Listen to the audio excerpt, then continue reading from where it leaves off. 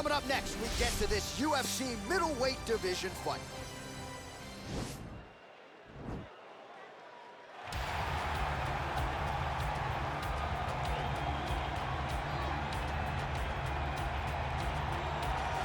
All right, here he is, one of the best Muay Thai kickboxers on this roster, and he's often fond of saying, DC, there's no pads, there's no gloves on my knees and my elbows and my feet, and he certainly puts all those weapons to good use. Well, he feels released, right? He feels released.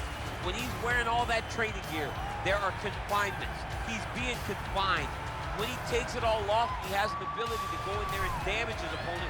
He feels like the shackles have been taken off, so he throws that right elbow right across to try to cut the eye. Left elbow, big knee, and then when he grabs that Muay Thai clinch, you are truly, truly in trouble, because he will drive that back knee into the midsection. When you start to try to take the hips back, he will shift you, kick the foot down into one of those great Muay Thai takedowns. He's a phenomenal, phenomenal striker. And he came into the octagon with a lot of high-level Muay Thai competition and tournament wins to his credit, and certainly has gotten off on the right foot here in the octagon. All right, so here he is, the former UFC middleweight champion, Anderson Silva. The pro record doesn't look like it did a few years ago, DC, but most people still inject the name Anderson Silva into the discussion of the greatest MMA fighters of all time. It's because Anderson is doing us a favor every time he steps foot in the octagon. He could have walked away and protected the record, but the lure, the draw of fighting still is pulling at the spider. And every time he walks in there, we're getting to witness greatness. You feel it when Anderson Silva walks up the steps. I remember staring across the octagon and going, holy cow, that's Anderson Silva.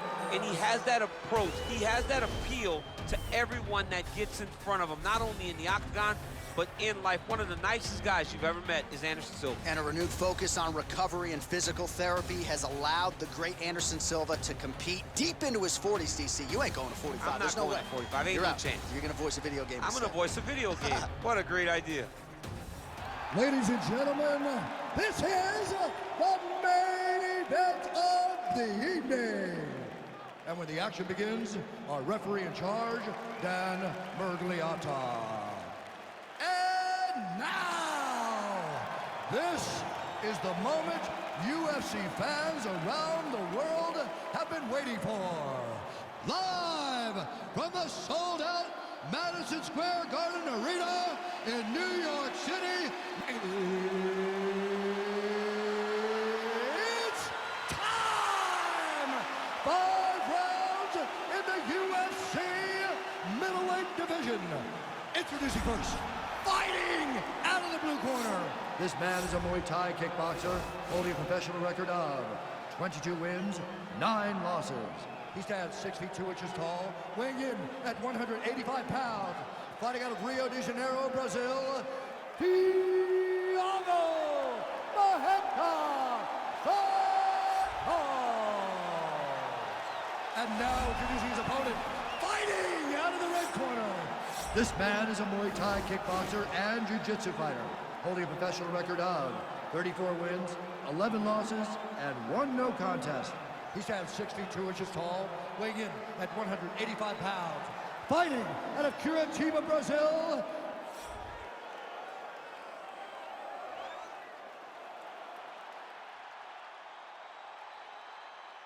All right, commit to the rules in the locker room. I want you to obey my commands at all times, protect yourself at all times. I want a nice, clean, safe fight. Touch gloves, back your corners, come out fighting.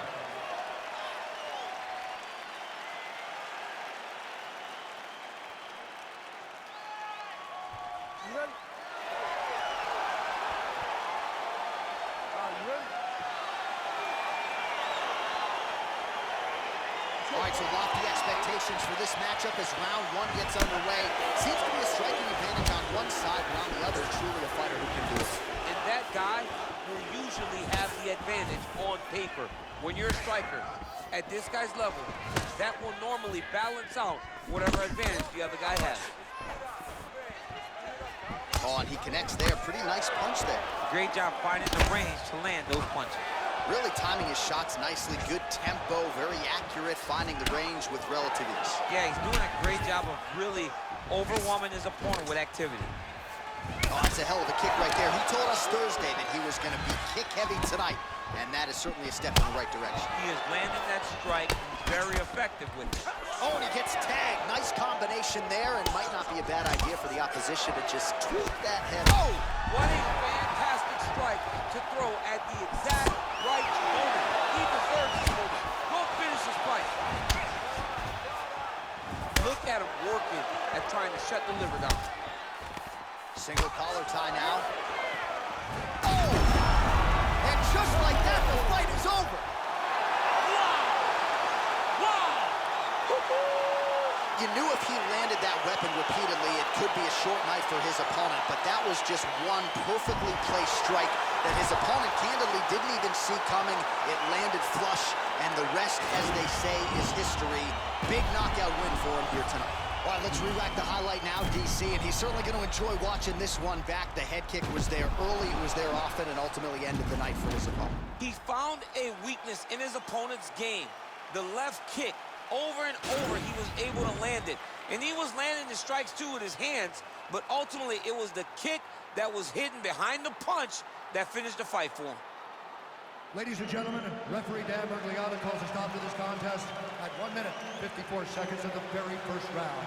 Declaring the winner by knockout.